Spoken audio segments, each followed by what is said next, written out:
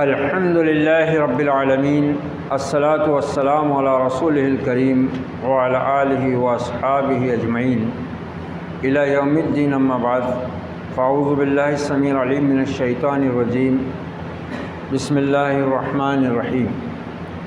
قل هو اللہ احد اللہ الصمد لم یلد ولم یولد ولم یکن لہ کفوا احد۔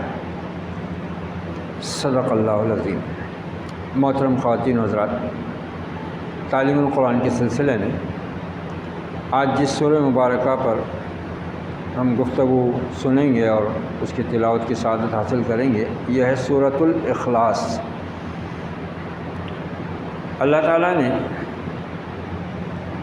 اپنی عبادت، اطاعت اور بندگی کے لیے یہ شرط لگائی بھی ہے کہ وما امروا الا لیعبدوا اللہ مخلصین لہ الدین، کہ اگر تم اللہ کی عبادت کرنا چاہتے ہو اور اللہ کی عبادت کرنے والے ہو تو پھر پورے دین کو اس کے لیے خاص کرو، مخلصین۔ اور یہ بات قرآن مجید میں متعدد جگہ اللہ تعالیٰ نے مختلف انداز سے ارشاد فرمائی ہے۔ الا للہ الدین الخالص، آگاہ رہو کہ دین خالص اللہ کے لیے۔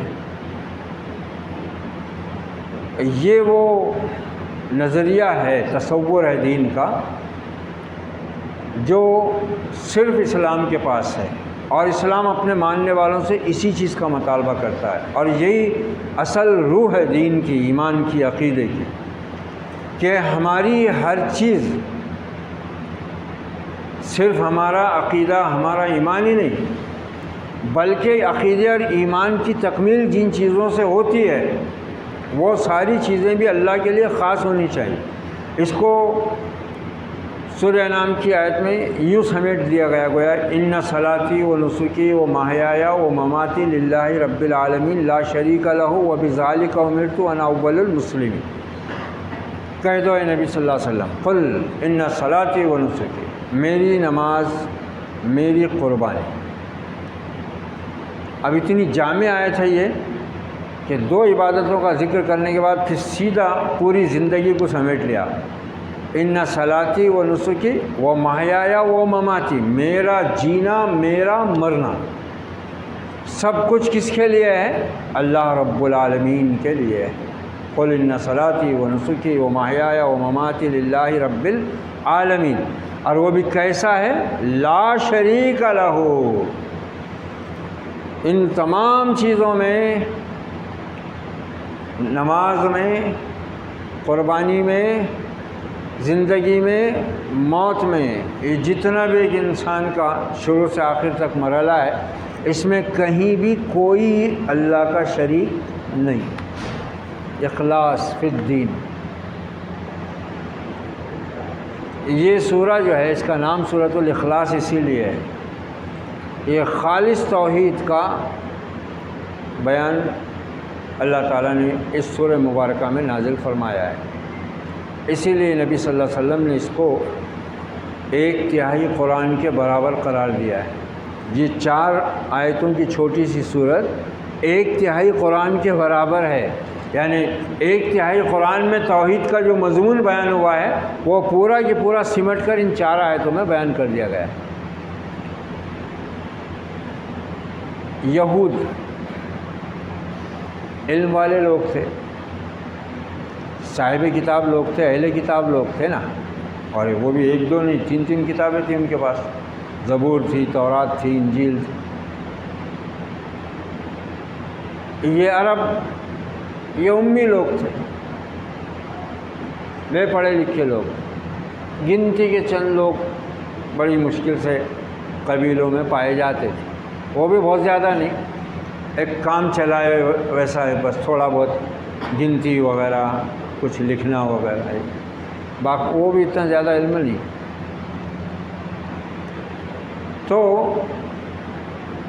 ان یہودیوں نے ان کی مکاری دیکھو۔ اللہ تعالیٰ نے سورہ بقرہ میں وہی بات ان کے لیے ارشاد فرمایا، وَلَا تَكُونُوا أَوَّلَ كَافِرٍ بِهِ، ارے جانتے ہوئے تم سب سے پہلے انکار کرنے والے بنتے ہو۔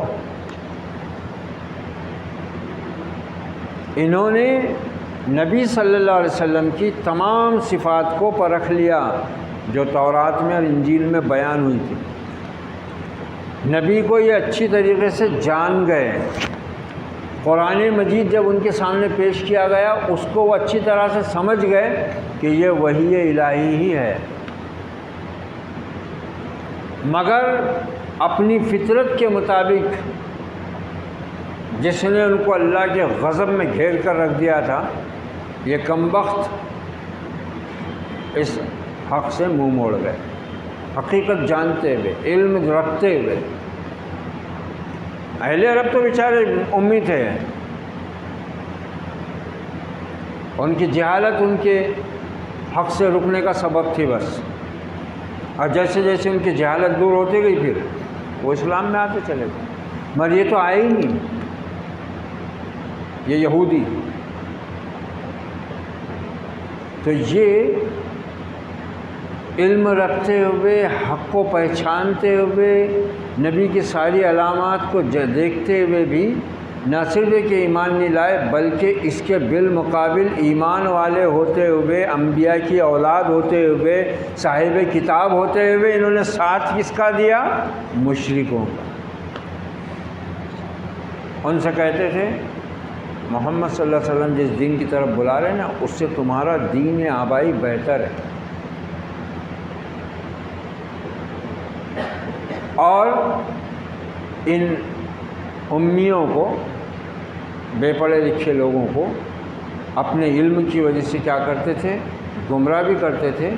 اور نبی صلی اللہ علیہ وسلم کے پاس جا کر مختلف قسم کے سوالات کرنے لگاتے تھے. وہ ان کے ذہن میں نہیں آتے تھے، یہ بے پڑھے لکھے لوگ تھے.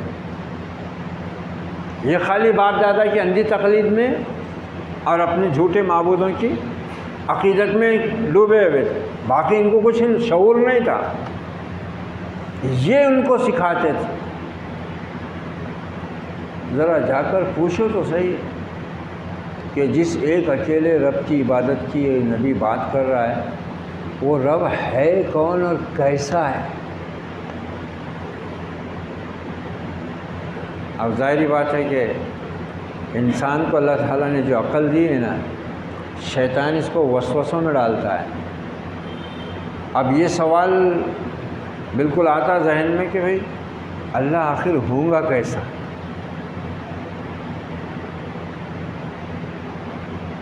جس کی ہم بندگی کر رہے، جس نے دنیا بنائی، وہ خود کیسا ہوں گا؟ اب اللہ کے ایک پیغمبر نے اپنی قوم کے مطالبے پر یہ ضد کر لی تھی. انہوں نے کہا تھا کہ یا موسیٰ لن نؤمن لک حتی نری اللہ جہرۃ، اے موسیٰ ہم تو ایمان نہیں لاتے، اللہ کو دکھا ہم. یہ یہودی دیکھو کیسے تھے، اڑ گئے. اب پیغمبر اپنی قوم کے حق میں بہت شفیق ہوتے ہیں، بہت شفیق ہوتے ہیں. اللہ تعالیٰ سے مباحثہ کر بیٹھتے ہیں. حضرت موسیٰ بولے کہ یہ قوم میری بہت ہٹ دھرم، ضدی اور حجت باز ہے. درخواست پیش کر دی اللہ کی بارگاہ کہ رب دکھا دینا اپنا جلوہ، تیرا کھل جاتا ہے، میری قوم ایمان لے آئے گی، تیرے غضب سے بچ جائے گی. اللہ تعالیٰ نے اپنے پیغمبر کو بولا لن ترانی، تم ہرگز نہیں دیکھ سکتے مجھ کو.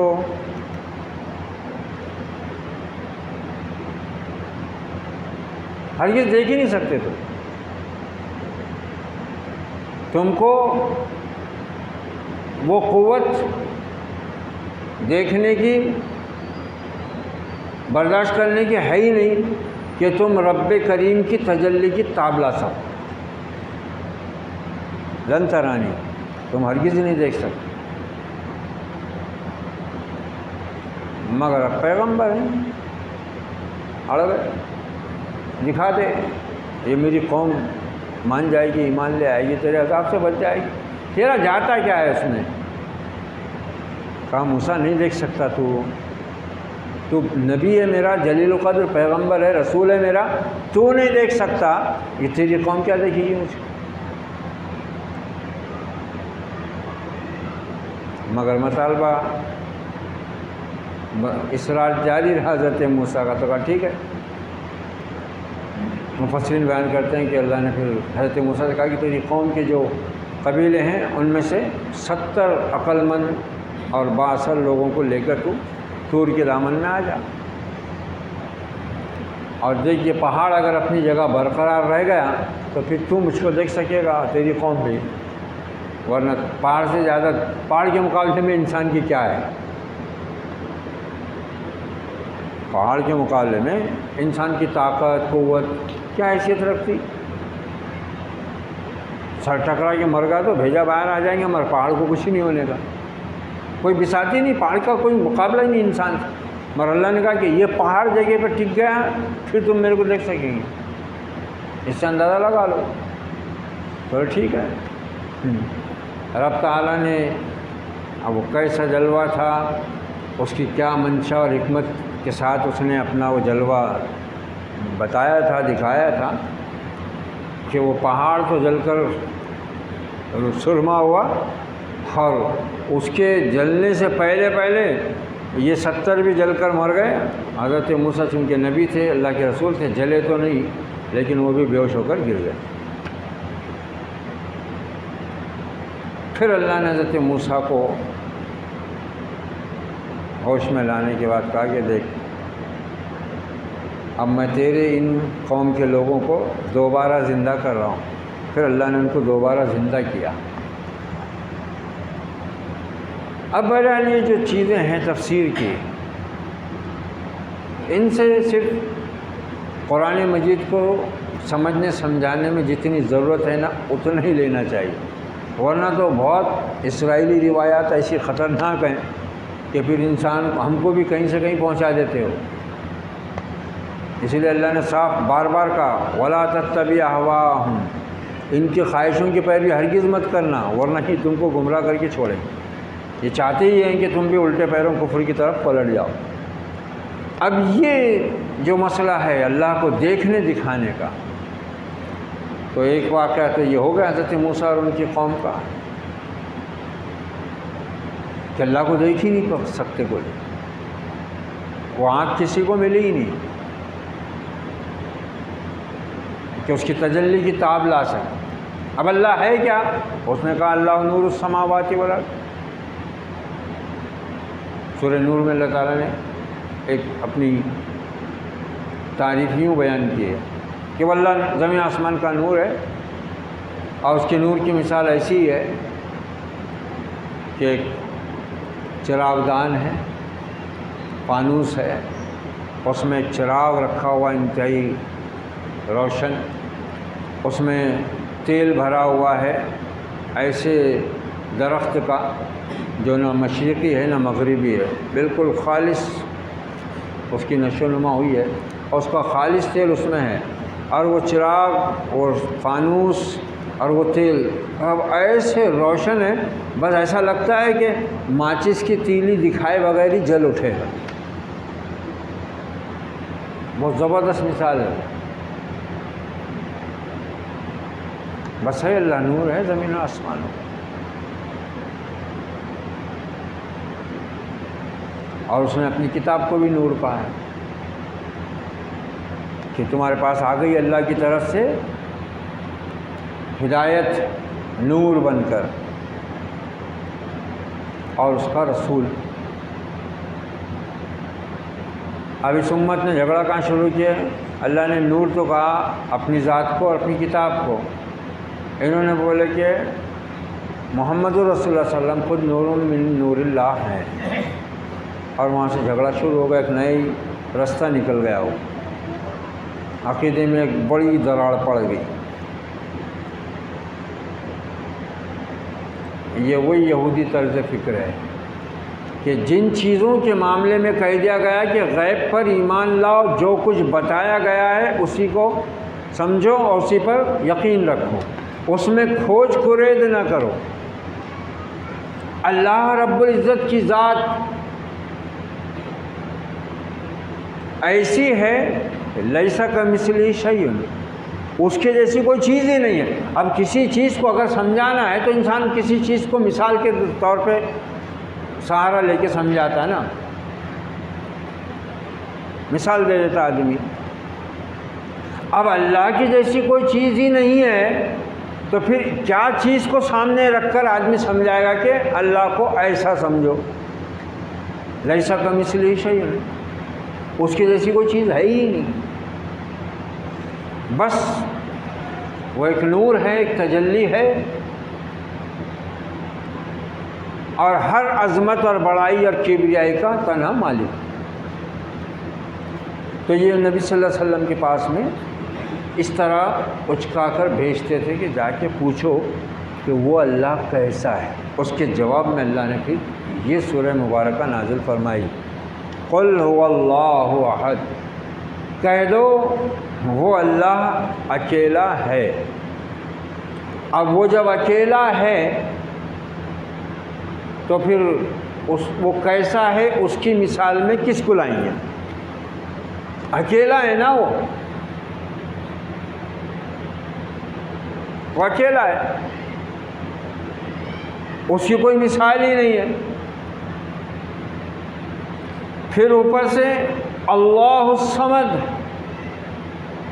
یعنی تم اگر اپنے انسان ہونے کی حیثیت سے سوچتے ہوں گے جیسا کہ سوچتے ہیں یہ گمراہ فرقے ہمارے، کہ اللہ تک پہنچنے کے لیے بھی وسیلہ ہونا، جج تک جانے کے لیے وکیل لگتا، کلکٹر کے پاس جانے کے واسطے چپراسی سے ملنا پڑتا، یہ بیوقوفون احمقون اللہ کو سمجھے ہی نہیں۔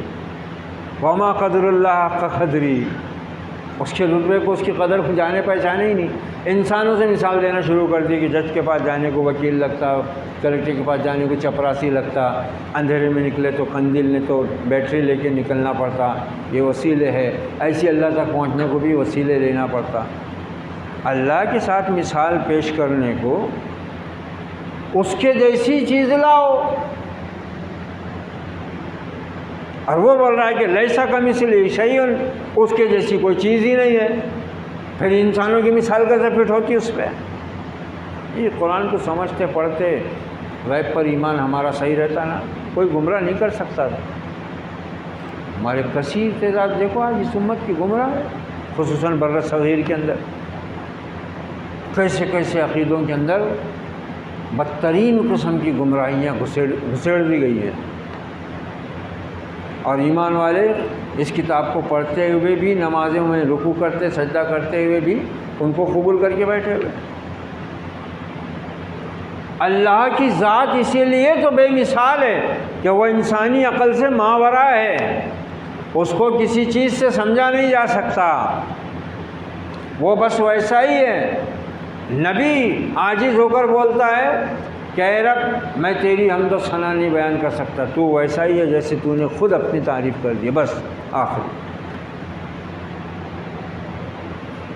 تو ذات کے بارے میں کھوج خورد کریں گے تو شیطان کو تم اپنا مددگار بنا لیں گے، اور شیطان کے لیے تم اپنا راستہ کھول دیں گے، اور وہ پھر تم کو اس راستے سے گمراہ کر۔ اس نے قوموں کو ایسی تو گمراہ کیا اللہ کے معاملے، وہ بے نیاز ہے، تو پھر یہ سوچو ہی مت کہ وہ کیسا ہوں گا، اس کو ہمارے جیسے ہاتھ ہوں گے کیا، وہ دیکھتا ہے تو اس کو آنکھیں ہیں کیا؟ اس کی شان یہ ہے کہ وہ بے کان سب کی سن لے، بے آنکھ سب کو دیکھے، ممکن نہیں کسی سے تعریف اس کی لکھے۔ خود اللہ تعالیٰ کہہ رہا ہے سورہ کہف میں، اللہ تعالیٰ کہہ رہا ہے قُل لَوْ كَانَ الْبَحْرُ مِدَادًا لِكَلِمَاتِ رَبِّي لَنَفِدَ الْبَحْرُ قَبْلَ أَن تَنفَدَ كَلِمَاتُ رَبِّي وَلَوْ جِئْنَا بِمِثْلِهِ مَدَدًا۔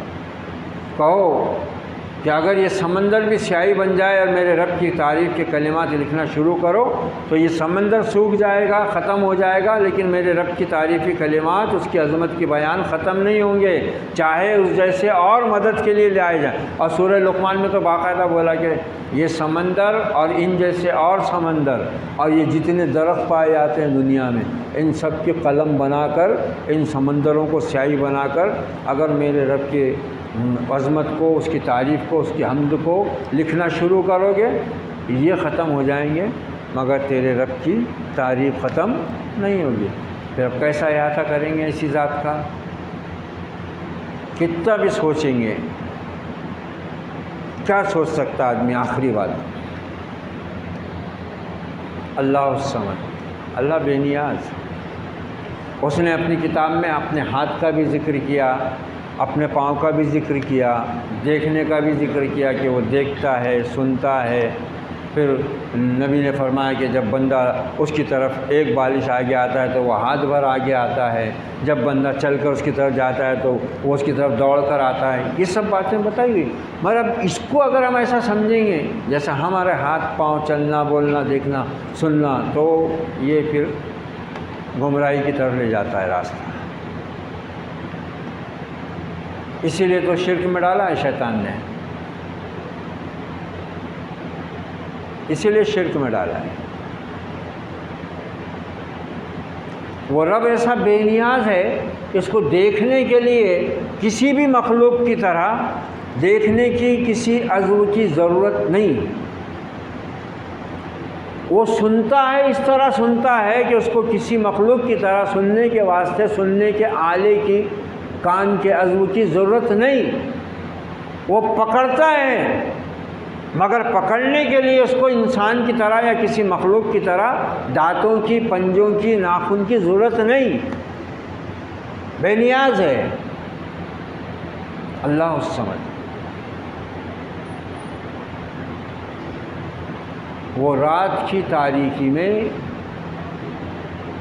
بارش کی گھنی تاریک راتوں کی تاریکی میں، جبکہ بادل گھرے ہوئے ہوں، خوب گپ اندھیرا چھایا ہوا ہے، اور اس میں کوئی کالا کمبل بچھا ہوا ہے، اور اس کالے کمبل پر کوئی کالی چونٹی چل رہی ہے، تو وہ اس چونٹی کو دیکھتا بھی ہے، اس کے پاؤں کی آواز بھی سنتا ہے۔ اس کا دیکھنا اور سننا ایسا ہے، تو اپنے بندے کی نہیں سنے گا۔ وقال ربکم ادعونی استجب لکم، تمہارا رب کہتا ہے مجھ کو پکارو، مجھ سے دعا مانگو، جواب بھی دوں گا، پکار سنوں گا تمہاری۔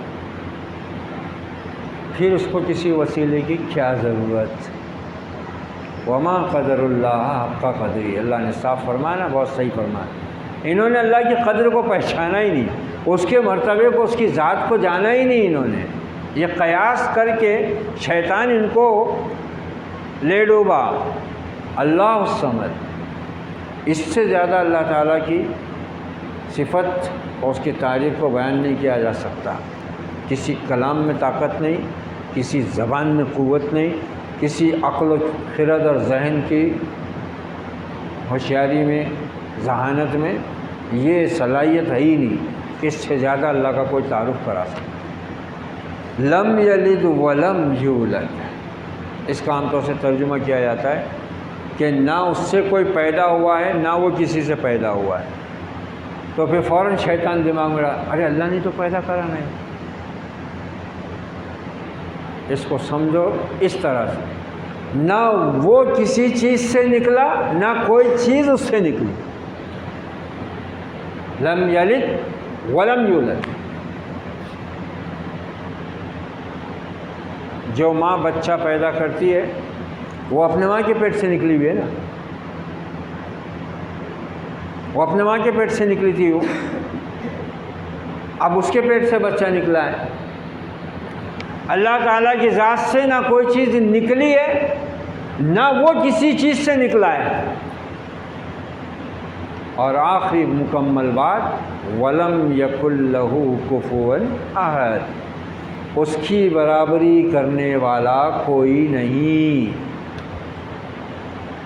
لَيْسَ كَمِثْلِهِ شَيْءٌ وَلَمْ يَكُنْ لَهُ كُفُوًا أَحَدٌ، بہت بڑی سورہ ہے، یعنی ایک تہائی قرآن سمایا ہوا ہے نا اس میں، اور وہ بھی ایک تہائی قرآن تو ہے ہی ہے، اس میں پھر موضوع کون سا ہے اس کا؟